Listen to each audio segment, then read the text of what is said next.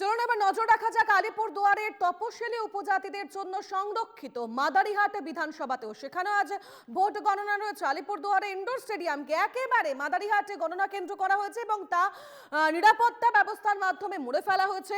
গণনা কেন্দ্রের বাইরে একেবারে কড়া নিরাপত্তা। মাদারিহাটের তৃণমূল প্রার্থী এবার জয়প্রকাশ টপ্পু, আপনাদের মনে থাকবে মাদারিহাট থেকে রাহুল লোহারকে প্রার্থী করেছে বিজেপি।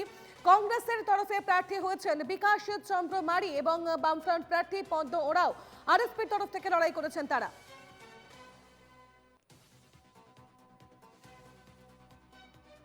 আমরা এই মুহূর্তে সরাসরি চলে যাব, আমাদের সঙ্গে রয়েছেন আমাদের প্রতিনিধি সুদীপ। যাব সুদীপের কাছে। সুদীপ, একেবারে গণনা কেন্দ্র নিরাপত্তা ব্যবস্থায় মুড়ে ফেলা হয়েছে, সকাল থেকে কি ছবি চোখে পড়ছে? দেখো, আলিপুরদুয়ারের ইন্ডোর স্টেডিয়ামে কিন্তু কড়া নিরাপত্তায় মুড়ে ফেলা হয়েছে এই মুহূর্তে, এবং ইতিমধ্যেই কিন্তু যে ভোট গণনার কর্মীরা কিন্তু এবং তারা পৌঁছে গিয়েছেন এবং একে একে তারা প্রবেশ করছেন এবং 8টা থেকে কিন্তু সেই ভোট গণনা প্রক্রিয়া শুরু হচ্ছে এবং 200 জন কিন্তু ভোট কর্মী রয়েছেন এই ভোট গণনা মাদারিহাট বিধানসভা উপনির্বাচন ভোট গণনার ক্ষেত্রে, এবং 28টি টেবিলে মোট 9টি রাউন্ডে কিন্তু এই ভোট গণনা চলছে। তনুশ্রী,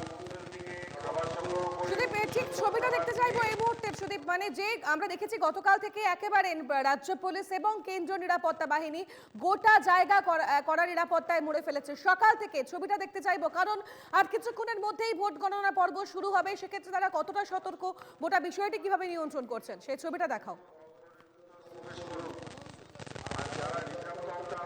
আমি দেখানোর চেষ্টা করছি যে এই মুহূর্তে কিন্তু দেখো যে কড়া নিরাপত্তায় কিন্তু মুড়ে ফেলা হয়েছে এবং পুলিশ প্রশাসন থেকে শুরু করে এবং কেন্দ্রীয় বাহিনী কিন্তু এখানে রয়েছে এবং পুরো কিন্তু কড়া নিরাপত্তায় কিন্তু আলিপুরদুয়ারের কিন্তু যে ইন্ডোর স্টেডিয়ামে যে বিধানসভা উপনির্বাচনের ভোট গণনা প্রক্রিয়া চলছে সেটা কিন্তু কড়া নিরাপত্তায় কিন্তু মুড়ে ফেলা হয়েছে। তনুশ্রী,